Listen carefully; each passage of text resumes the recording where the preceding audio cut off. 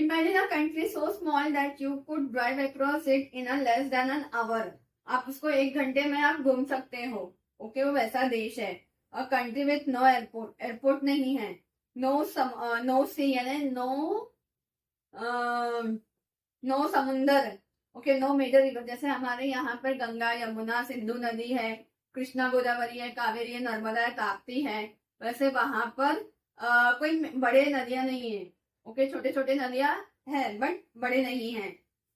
यह क्या survive the empires, empires को उन्होंने सर्वाइव किया है. ओके, वॉर से उन्होंने खुद को बचाया है. ओके, इन्वेजन से बचाया है उनको, उन्होंने अपने आप को. अटैक्स होते हैं ना, उससे उनसे उस अटैक से भी उन्होंने अपने आप को बचाया है. और still stands the one of the oldest republics on earth. और ये दुनिया का सबसे पुराना रिपब्लिक में से एक माना जाता है पूरे पृथ्वी पर. ओके, और ये है ना दोस्तों रगड़ माउंटेन्स. पूरा यानी hidden on the top of the rugged mountains surrounded completely by the Italy. यह छोटा सा नेशन एक ऐसी कहानी रखता है जिसे सुन के आप हैरान रह जाओगे. Welcome to the mysterious micro world of San Marino, the 5th smallest country on planet. Okay, हाँ दोस्तों, ये एक 5th स्मॉलेस्ट कंट्री है प्लैनेट पर, जो इटली से घिरा हुआ है. और आप कोई गेस कर पाओगे तो आप मुझे कमेंट्स में बता सकते हो मैं किस देश के बारे में बात कर रही हूँ. ओके, और हम इसको पॉइंट्स में देखेंगे कि उसका नाम का मतलब क्या है, उसका ओरिजिन कहाँ से आया है, उसका इकोनॉमी क्या है, उनका करेंसी कौन सा है, वो सब कुछ हम उनके कपड़े से लेकर खान पीन सब कुछ, उनका फेस्टिवल्स क्या है, उनका करेंसी कितना है, इंडिया से कितना टाइम लगेगा वहां पे जाने के लिए, एक्सपेंडिचर कितना होगा पर डे का. ओके, ये सब कुछ हम हमारे इस वीडियो में देखेंगे. ओके, पॉइंट वाइज हम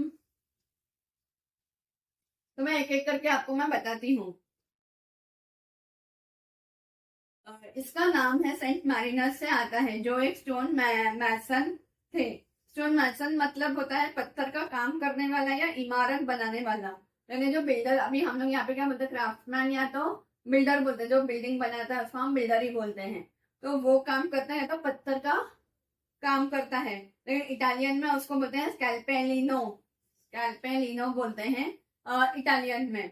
ओके, और 301 एडी में मैरिनस ने माउंट टिटानो पर एक स्मॉल क्रिश्चियन कम्युनिटी बनाई थी, ईसाइयों की कम्युनिटी बनाई थी 301 एडी में, 301 एडी में.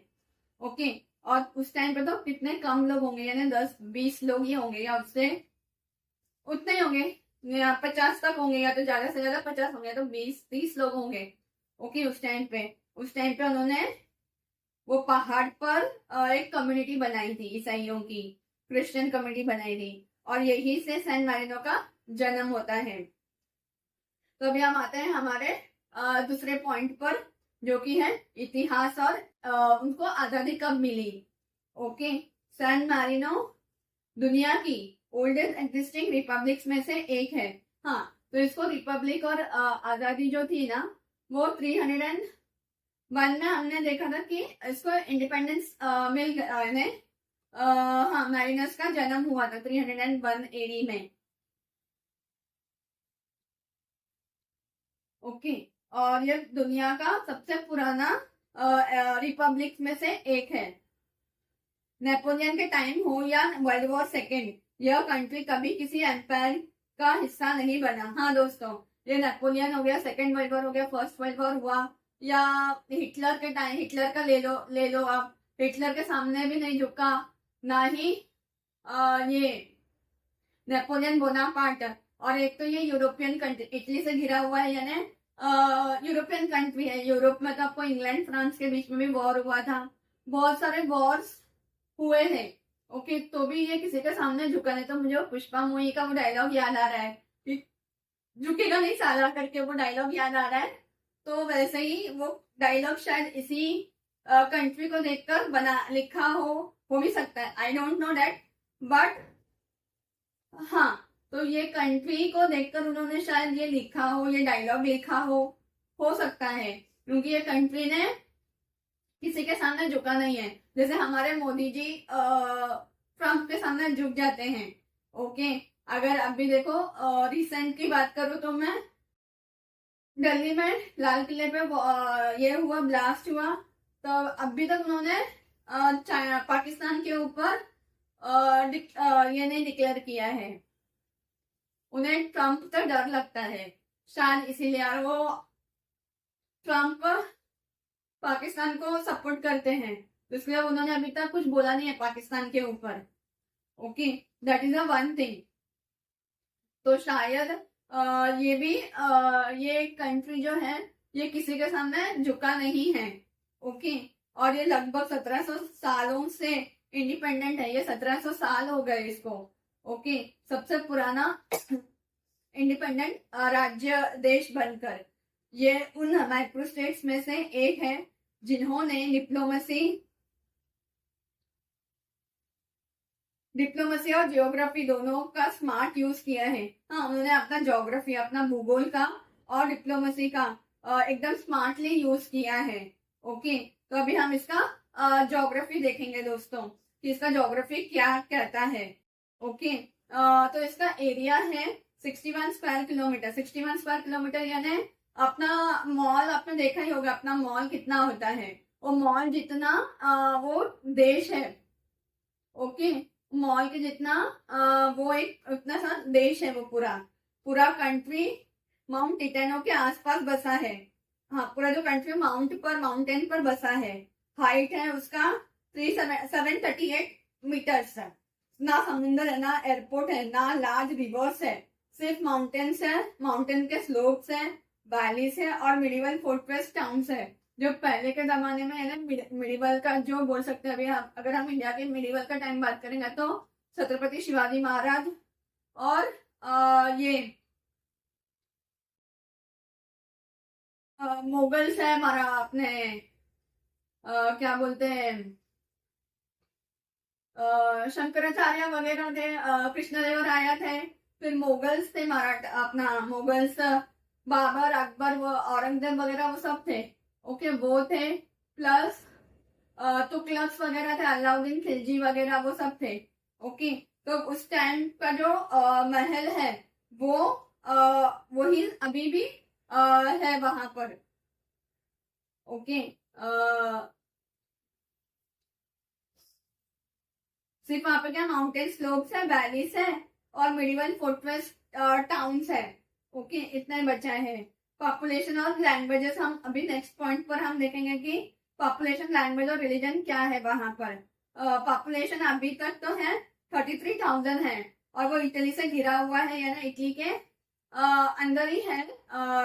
ओके, तो वहां पर इटालियन लैंग्वेज ही चलता है, और मेजोरिटी अगर इटली का है तो वहां पे वो, जैसे अगर हम बोलेंगे कि मुस्लिम्स का मक्का मदीना कैसा है, वैसे ही इटली में क्रिश्चियंस का यानी रोमन कैथलिक्स का वो बर्थ हम बोल सकते हैं, तो बर्थ प्लेस, तो वैसे ही इनका रिलीजन भी अगर हमें बोला जाए तो रोमन कैथलिक्स में ही आता है। और वहां पे कल्चर और फेस्टिवल्स क्या क्या होते हैं वहां पे। कल्चर तो पूरा इटालियन के ऊपर ही, इटली के लोग कैसे करते हैं वैसे इनका भी कल्चर वही है। Okay, art, food, music, medieval traditions, हाँ ये सब उनका वैसे ही रहता है इटली के जैसे ही। फेमस इवेंट्स कौन कौन से हैं? Medieval days. Okay, medieval days यानी क्या होता है दोस्तों, जब हम क्या बोलते हैं उसे, भूल जाती हूँ। हाँ, हमारे ग्रैंडफादर के भी ग्रैंडफादर है ना, वो उनके टाइम का है ना, ग्रेट ग्रैंडफादर या उससे भी ज्यादा हो सकता है, ग्रेट ग्रेट ग्रेट ग्रैंडफादर बोल सकती हूँ मैं। तो उनके टाइम का जो है यानी अपने दादाजी होते हैं ना, दादाजी नानाजी, उनके भी नानाजी के भी नानाजी दादाजी, वो उनके भी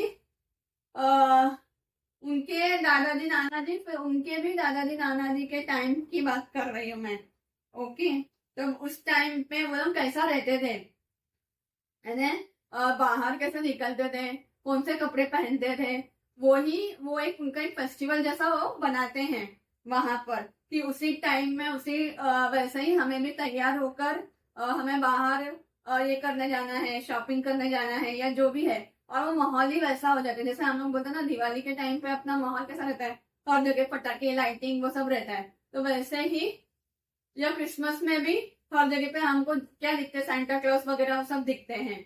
ओके, तो वैसे ही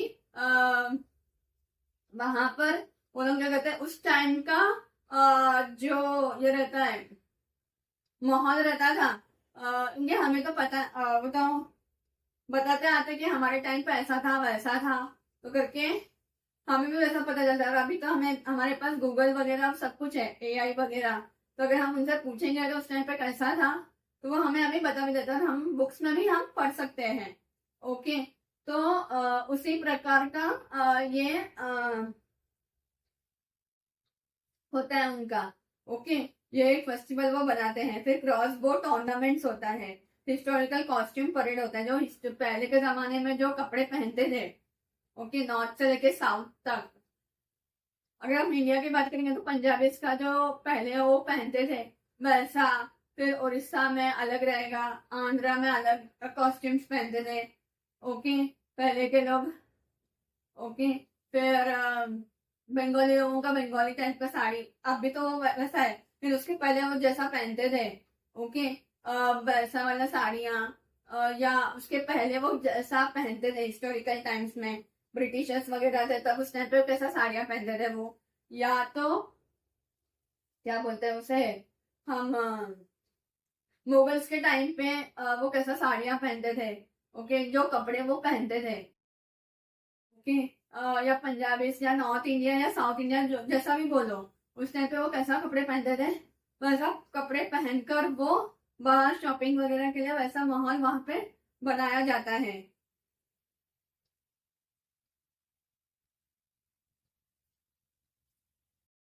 फिर आगे हम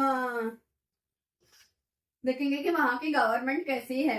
ओके, सन मैरिनो एक यूनिक पॉलिटिकल सिस्टम फॉलो करता है। इसके हेड्स और हेड ऑफ द स्टेट जो होते हैं कैप्टन रीजेंट। ओके, वहां पे ना दोस्तों कैप्टन रीजेंट होते हैं, वहां पे 2 प्रेसिडेंट्स होते हैं। ओके, और इटालियन वर्ड में ना उसको कैपिटेनी रीजेंटी बोलते हैं। ओके, जैसे हम लोग यहाँ पे प्रेसिडेंट बोलते हैं ना, राष्ट्रपति बोलता है ना, तो वैसे वहां पे कैपिटेनी रेजेंटी बोलते हैं, वहां पे 2 होते हैं। ओके, अगर मैं हूँ और मेरे बाजू में दूसरा भी है तो वहां पे 2 प्रेसिडेंट्स होंगे। अगर मैंने कुछ ज्यादा मनमानी किया, कुछ किया, मैं अभी खुद को ये करूंगी ना, तो वो मुझे ये करेगा कि नहीं ऐसा नहीं, वो मुझे दबाएगा। ओके, या दबाएगी जो भी है। हाँ, या तो उसने कुछ किया तो मैं उसको ऐसा नहीं वैसा करने का, ऐसा नहीं वैसा, तो एक दूसरे को वो नीचे करने के लिए रहेगा। ओके, और उनका ना 6 महीने में बदलते हैं, 6 महीने में उनका इलेक्शंस होते हैं। अभी 1 अक्टूबर से 1 अप्रैल तक वो रहेंगे, फिर 1 अप्रैल से 1 अक्टूबर तक चेंज हो जाएंगे। ओके, हर 6 महीने में उनका चेंज होता है।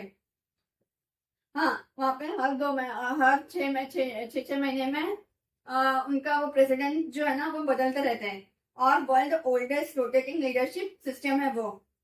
ओके, वर्ल्ड का पुराना रोटेटिंग लीडरशिप का सिस्टम है। ओके, अब उनका खाने का क्या है। ओके, फेमस डिशेस कौन कौन से हैं। फ्रोटा ट्रे मॉन्टी, यानी क्या होता है ये, चॉकलेट वेफर का केक होता है। अगर आप कभी वहां पे जाओगे तो चॉकलेट वेफर केक लेयर्ड होता है। ओके, जैसे केक में कैसा लेयर्स होता है ना, वैसे ये भी लेयर चॉकलेट वेफर, बीच में शायद वेफर को भी रखते होंगे, वो केक होता है, वहां का वो फेमस डिश है। ओके, फिर पाइडीना यानी फ्लैट ब्रेड, जैसे हमारे यहाँ पर रोटी होता है, चपाती होता है, तो वैसे ही वहां पर फ्लैट ब्रेड होता है, उसको हम लोग ब्रेड ही फ्लैट ब्रेड ही बोलेंगे ना, रोटी तो ये रहता है, फ्लैट ही रहता है। तो वैसा है वो, वहां पर वो एक ब्रेड होता है। फिर एक और एक है फैगियोली कॉर्नले कोटिचे, यानी बीन्स विथ पोक। तो यहाँ पे जो बीन्स की सब्जी होती है, बीन्स की सब्जी तो आपने खाई होगी, हाँ, तो उसके साथ में पिग का जो मटन होता है ना, वो दोनों मिक्स करके वो बनाते हैं। ओके, वो वहां का फेमस है, वो हम तो नहीं खा सकते बट वहां का वो फेमस है। और अब हम देखेंगे वहां का ट्रेडिशनल ड्रेस कौन सा है। अभी जैसे हम लोग दिवाली आती है, क्रिसमस आता है, तो हम अपना ट्रेडिशनली हम उसको पहनते हैं, कोई साड़ी पहनता है, कभी हम ट्रेडिशनली ड्रेस पहनते हैं। ओके, कुर्ता पैजामा हो गया या पंजाबी ड्रेस हो गया या साड़ी हो गई। ओके, हम तभी उस टाइम पे हम जीन्स वगैरह नहीं पहनते हैं। तो वैसे ही ये अपने फेस्टिवल्स में, हाँ, वहां पे क्रिसमस तो है ही, क्रिसमस के अलावा ये वाला एक जो मैंने पहले आपको बताया था, ये फेस्टिवल्स वो बनाते हैं। ओके, तो आदमी लोग क्या पहनते हैं जब उनका फेस्टिवल्स होता है। ओके, व्हाइट कलर का शर्ट होता है, वेस्ट होता है और डार्क कलर का ट्राउजर्स होते हैं। ओके, वो कोई भी कलर होता है बट डार्क होता है। और वुमेन का क्या रहता है, लॉन्ग स्कर्ट्स रहता है। ओके, स्कर्ट्स में लॉन्ग रहता है। ब्लाउज अगर हम देखोगे तो एम्ब्रॉयडर्ड ब्लाउजेस रहता है, लेस्ड बॉडीज रहता है, और ये सारा वो फेस्टिवल्स के टाइम पर ही पहनते हैं। माउंट फिर यूनेस्को साइट भी है वहां पर एक, Mount Titano historical centre of San Marino, UNESCO world heritage site है। फिर आता है 3 टावर्स ऑफ सैन मैरिनो। अभी हम टूरिस्ट अट्रैक्शंस देखेंगे दोस्तों कि टूरिस्ट अट्रैक्शंस में क्या क्या वहां पे हम घूमने जा सकते हो। ओके, तो वो एक ही दिन में, आपका एक दिन भी नहीं लगेगा, 1 घंटे में आप वो देश घूमकर आ सकते हो। 3 टावर्स ऑफ सैन मैरिनो है, वहां पर टावर्स है, यानी पहाड़ पर ही आपको जाना पड़ेगा, चल के जाना पड़ेगा आपको। ओके, या तो आपको वहां पे जाने के लिए ये केबल कार भी है। ओके, वहां पे 3 टावर्स है, Guaita, Cesta, Montale, stone forts जो माउंटेन टॉप पर मिडिवल डिफेंस सिस्टम पर पार्ट थे। पिज्जा डे डेला लिब्रेटा आइकॉनिक स्क्वायर है। Basilica di San Marino marble neoclassical church है। स्टेट म्यूजियम है, artifacts from ancient to medieval eras है। Medieval narrow streets है, पूरा सिटी एक ओपन एयर म्यूजियम जैसा लगता है। केबल कार से आप माउंट टिटानो तक जा सकते हो, स्टनिंग एरियल व्यू मिलेगा आपको। फिर केस्टा टावर वेपन है, म्यूजियम है, केस्टा टावर वेपन म्यूजियम है, मिडिवल स्वॉर्ड्स, शील्ड्स एंड एमर है। फिर अब वहां का इकोनॉमी क्या है दोस्तों, टूरिज्म है, banking, stand, ceramics, clothing industry में मेन सोर्सेस है। अब नेबर बाय कंट्रीज कौन सा, बॉर्डर ओनली विद इटली। फिर how to reach from India, direct flight नहीं है, इंडिया से आपको पहले रोम जाना पड़ेगा, यानी हाँ, वहां पे जाने के लिए आपको फ्लाइट नहीं है तो आपको रोम या तो बोलोगिना जाना पड़ेगा। फिर वहां से आपको बस या तो टैक्सी लेना पड़ेगा, जो आपको लगेगा 1.5 से 1.5 आवर से 3 घंटे लगेंगे। ओके, और टाइम डिफरेंस आता है इंडिया से, अगर वो करेंगे तो अगर अभी इंडिया में 6:30 बज रहे तो वहां पर होगा 5:30, 4:30, 3:30, 3:30, 2:30, 2 बज रहा होगा वहां पर एग्जैक्ट अभी। ओके, और एवरेज एक्सपेंसेस, अगर आपको वहां पे जाकर खर्चा पानी देखना है तो आप 50 से 100 यूरोस पर डे आप खर्चा कर सकते हो। यानी अगर आप 7 दिन के लिए जा रहे हो, ओके, तो आपको 7 दिन का 700 यूरोस आपको खर्चा होगा पर डे का। ओके, ये इनफ होता है, उससे ज्यादा नहीं लगता है, इनफ फॉर द ट्रैवलर्स है। ओके, तो दोस्तों एक छोटा सा माउंटेन टॉप नेशन जिसे 1700 साल से कोई हिला नहीं पाया है। हाँ दोस्तों, इसे ना नेपोलियन बोनापार्ट, ना हिटलर, ना कोई भी देश इसको हिला नहीं पाया है। ओके, क्या आप सैन मैरिनो को अपनी ट्रैवल बकेट लिस्ट में ऐड करोगे, और मुझे कमेंट करके बताइएगा सैन मैरिनो के 3 टावर्स, गोएटा, सेस्टा और मोंटेले, आप सबसे पहले कौन सा एक्सप्लोर करना चाहोगे। अगर वीडियो पसंद आई हो तो अन्नपूर्णा जर्नी ऑफ लाइफ को सब्सक्राइब करना ना भूलें।